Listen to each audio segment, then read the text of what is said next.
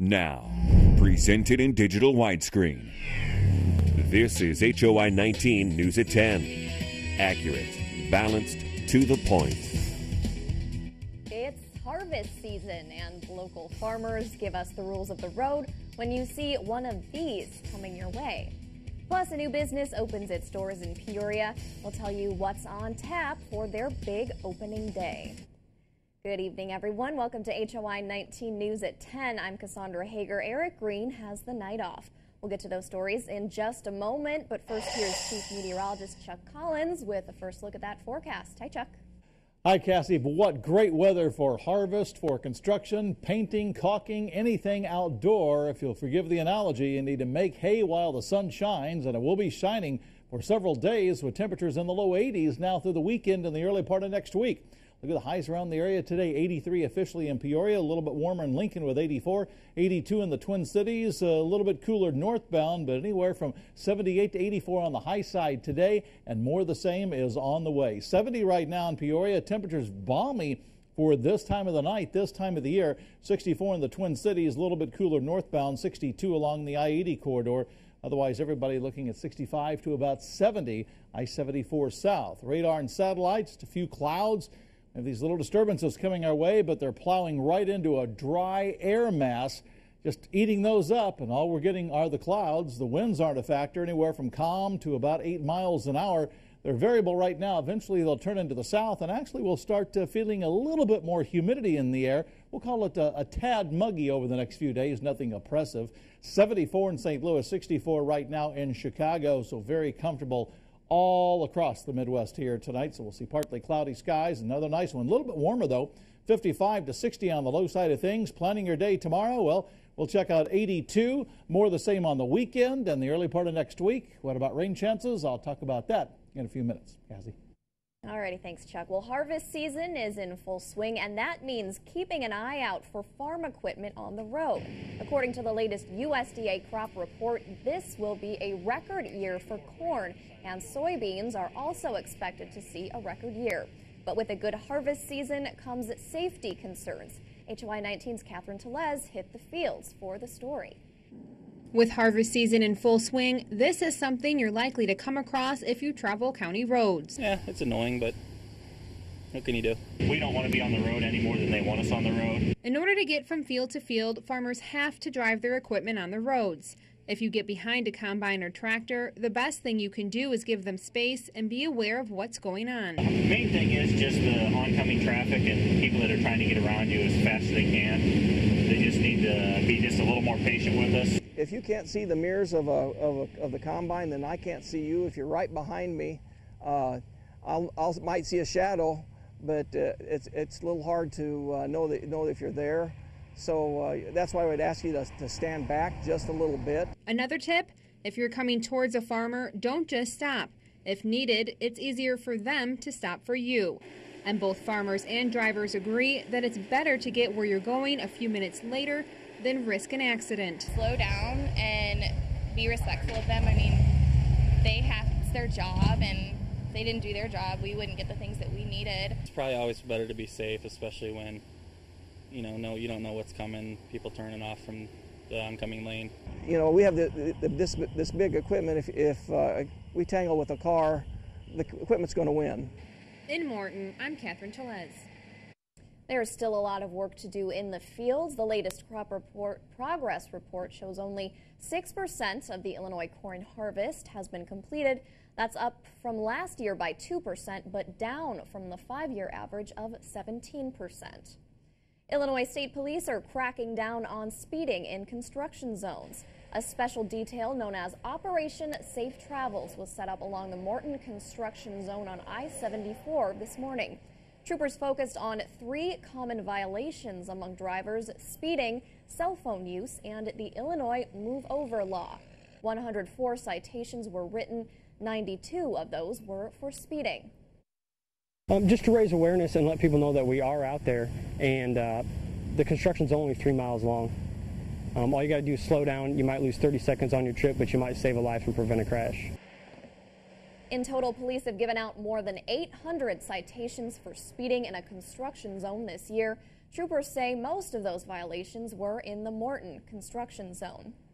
And no one was injured after a two-car crash in Peoria today. The head-on crash happened near Northwoods Mall on Sterling Avenue near Scenic Drive around 5:15. It's not known if any citations were issued. Peoria Mayor Jim Ardis says he thinks other retailers will make up for the loss in sales tax revenue once the city's only Kmart closes. Parent company Sears Holding announced yesterday that it was closing several Kmart stores, including the one in Peoria. It's part of cost-cutting measures for marginally performing stores. Ardis says the Peoria store sits in a vibrant business district, good for attracting a new tenant. You have Sheridan Village, you have Metro Center, and you have that area that the Kmart store is in. I'm confident that hopefully we'll get another strong retail presence to locate in there. There really is a strong nucleus in the area, and we hope to maintain that. The Peoria Kmart is scheduled to close in December. Kmart stores in Morton, Pekin, Canton, and Galesburg will remain open. The Peoria Police Department has promoted Captain Mike Edelman to Assistant Chief. Edelman has been interim Assistant Chief since July 6th, and he has served in the department for 22 years in numerous positions. As Assistant Chief, he will head up the Don't Shoot program. Just last week, city officials gave interim Chief Jerry Mitchell the permanent chief job. The FBI says they have figured out the identity of the man seen and heard in ISIS videos brutally murdering foreign captives. FBI investigators have compared his voice to known recordings. They've looked for a match with his eyes and hands while studying the desert backdrop for detail.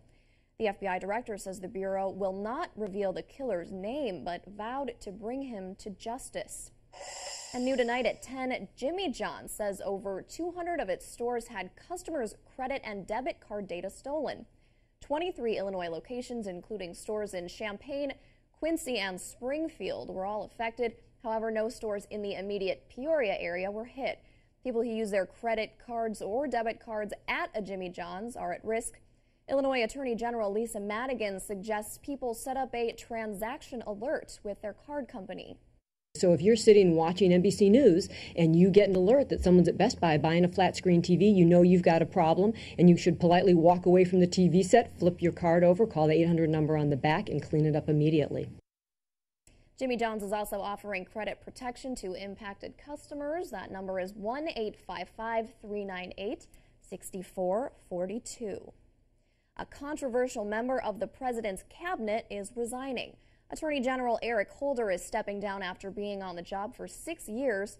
Holder and the president had discussed Holder's resignation for some time, but the decision was made final over the Labor Day holiday.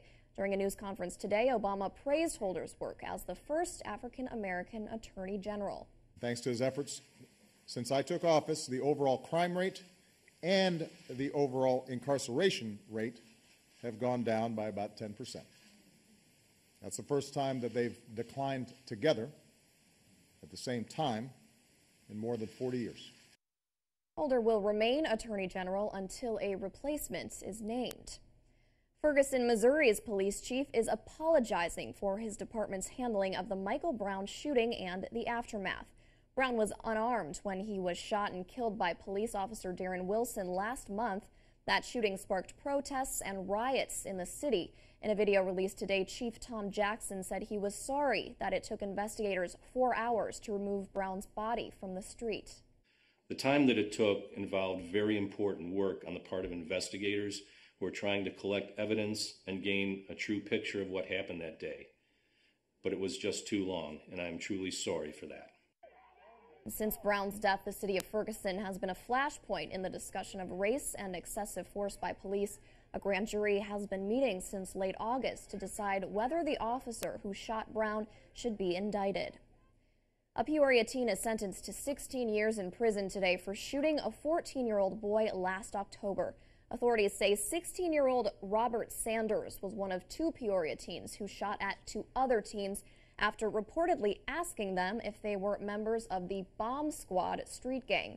The other suspect, 16-year-old Deontay Griffin, is scheduled to make a plea in Peoria court next Monday. A former Pekin youth pastor who was charged last month with aggravated sexual assaults pleaded not guilty in court.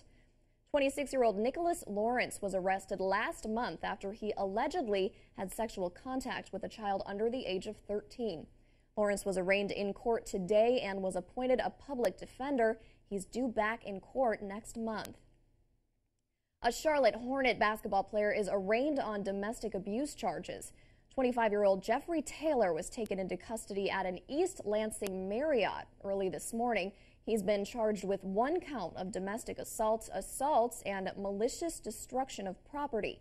Taylor has only been in the pros for 2 seasons.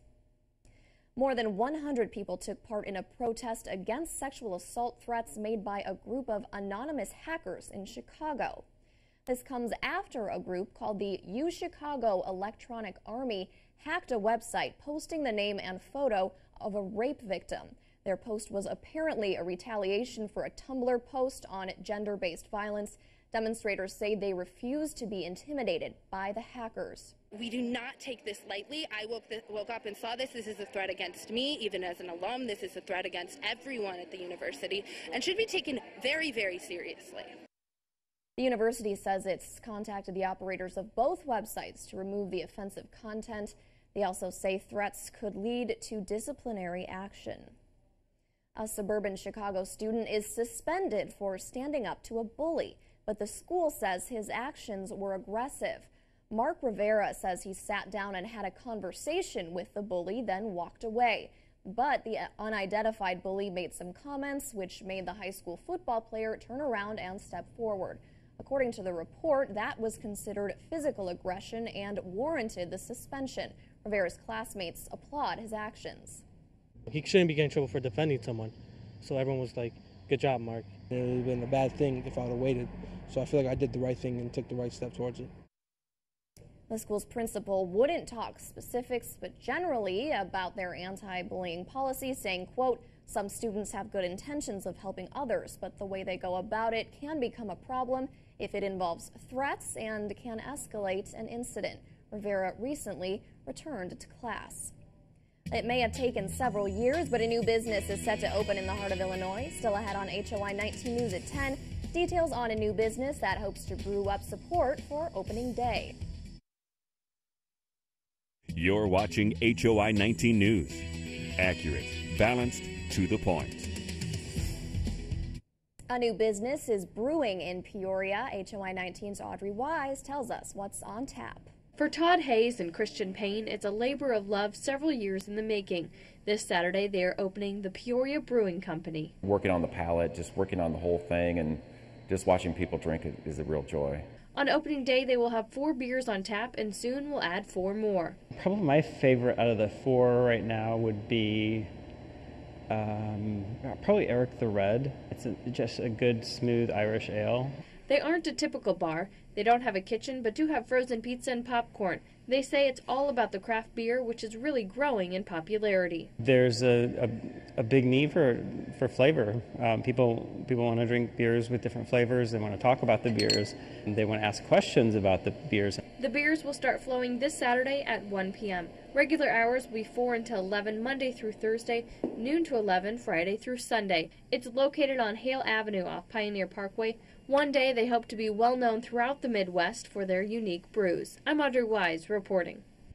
And Chuck Collins has the 7-day forecast when HOI 19 News returns.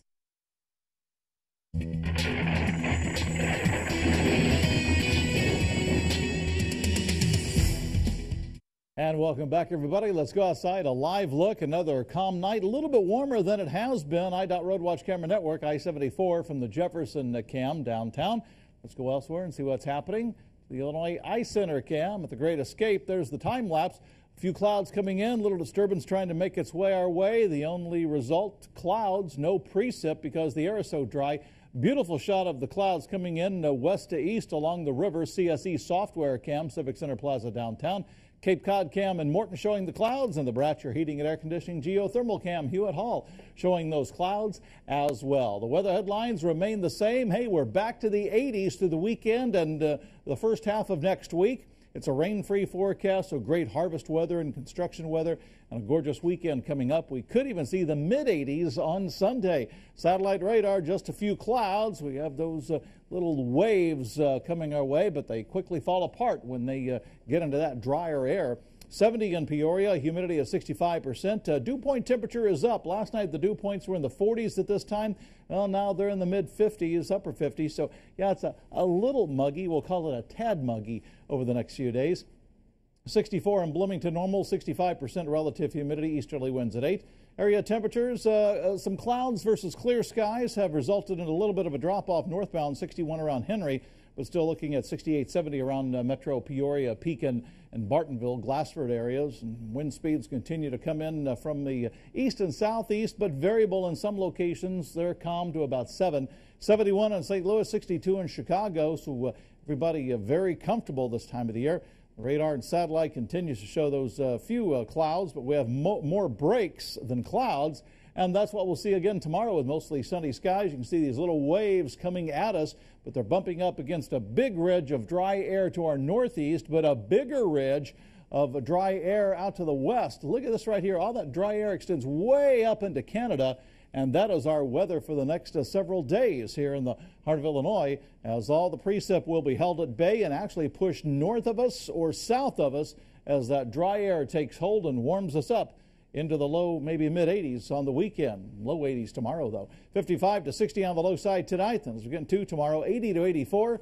Feels like summer. Light winds out there with mostly sunny skies. Rest of the 7 days, we'll go 82 on Saturday, 84 on Sunday. More the same Monday, Tuesday. Might get a shower in here late Wednesday and Thursday of next week. But all in all, forgive the analogy, got to make hay while the sun shines, because that's what it's going to do through the extended coming up. Kind of the theme of our newscast. Yeah. All right. Yeah. Thanks, Chuck. Coming up in sports, the New York Yankees say goodbye to their captain, Derek Jeter, tonight.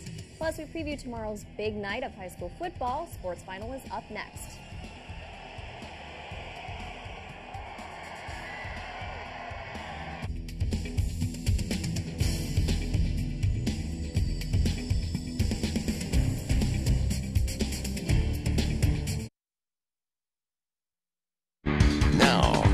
It's Sports Final, presented by Green Chevrolet of Peoria.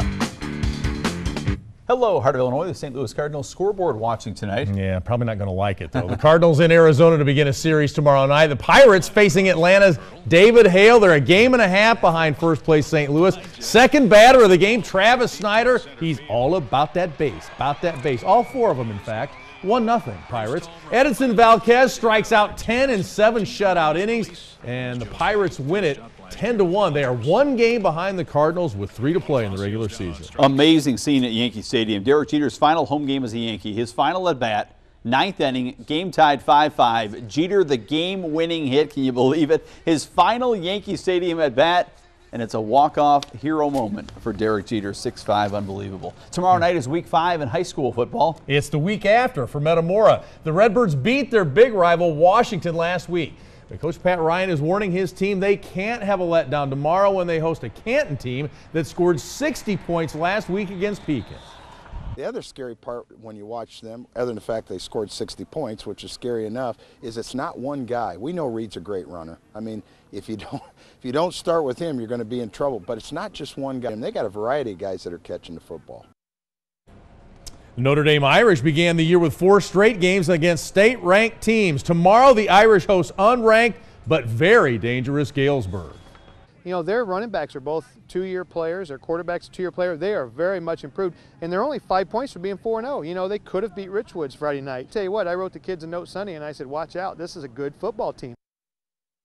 Big 12 Conference Soccer, Normal Community hosting Richwoods. 8th minute, Eddie Plesha, the pretty pass to Brandon Lamb, who redirects a little flick there by Lamb. 1-zip iron. 3 minutes later, Plesha is going to set up Gerardo Buccio for the goal. Normal Community continues to play well. Pretty goal right here. Again, it's Plesha to Buccio to the net. 4-zip Normal Community. Cross down, Peoria Notre Dame taking on Normal West. This game tied 1-1 second half. Ball comes out to Austin Creighton, and he buries it. A laser shot by Austin puts Peoria Notre Dame up 2-1. Then late in the match, the Irish get the clincher. Marty Dahlquist takes his time, finds Cullen Kuntzman. Kuntzman runs down the ball and scores the clinching goal. Peoria Notre Dame's coming home with a 3-1 victory.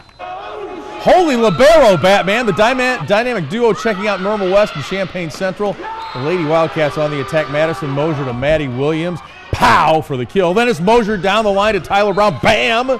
But Normal West falls in 2 games with Champaign Central. So the Middle Illini Pekin hosting Metamora. The Dragons are going to get a kill by Alexis Mercer right here. She's not only going to get the kill, she's going to be the referee and say that ball was tipped, and it was. That's a point for Pekin. But Metamora running their quick offense. Chloe Harmon sets up Elisa Smith for the kill. Then Harmon outside to Sophie Gruden for the big swing. Metamora wins it in 2. East Peoria hosting Washington. Panthers get the kill off the block by Maddie McCoy, but the Raiders dominate the match. Palanya Noguchi sets Brooke Jacobs for the back row attack. Then Jacobs in the front row with another kill, and East Peoria beats Washington in 2. Time now for the Sports Final Grand Finale, brought to you by UfTringAutoGroup.com. We're headed to Germany soccer. Philip Hoffman right in front of the net for the easy point-blank miss. Oh. Somehow he chips it over the empty. Actually, it's a pretty good trick. That's a tough little chip shot over the net. But the amazing epic fail right there. We should have gone with Derek Jeter as our grand finale because that is very sad. Field goes up and is good? That's no? right. That's right. That's Wrong a tough shot. sport. All right, back after this. Well, the weather continues to be absolutely gorgeous. We'll see partly cloudy skies overnight, 60 the wake-up call, kids, 75 at recess time, 82 tomorrow afternoon, more the same on the weekend, and the early part of next week as well. Cassie? All right, Chuck, thanks. And real quick, some big games ahead. Yeah, beautiful weather for high school football tomorrow night. 3 games in Bloomington Normal, 2 in Peoria. All the Middle Illini games. We'll have all the highlights for you. We don't even need a jacket. Sounds good. All right, thanks so much. And thank you for joining us. Have a great day.